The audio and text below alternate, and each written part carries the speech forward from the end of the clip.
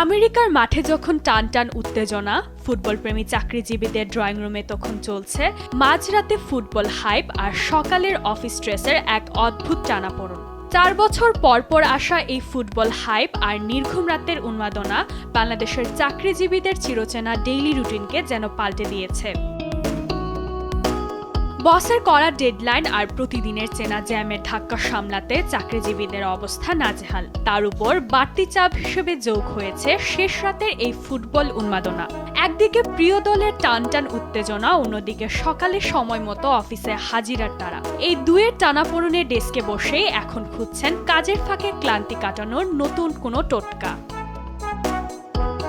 বিশ্বের বিভিন্ন কর্পোরেট অফিসে ফুটবল মৌসুমে ফ্লেক্সিবল ওয়ার্কিং আওয়ারের সুবিধা থাকলেও বাংলাদেশের কর্পোরেট সংস্কৃতিতে সেই সুযোগ বেশ সীমিত।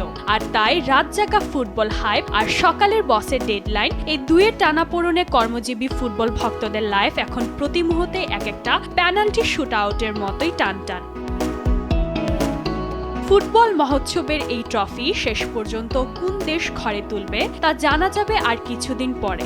তবে দেশের কর্মজীবী ফুটবল প্রেমীদের জন্য এই মুহূর্তের আসল ট্রফি হলো রাত জেগে ম্যাচ দেখেও নির্ভুলভাবে দিনের সব ডেডলাইন মিট করা। মাঠের এই ফুটবল খেলা 90 মিনিটের হলেও কর্মজীবীদের এই ম্যারাথন ম্যাচ চলবে অবিরাম। ইশরাত জাহান, দেশ টিভি।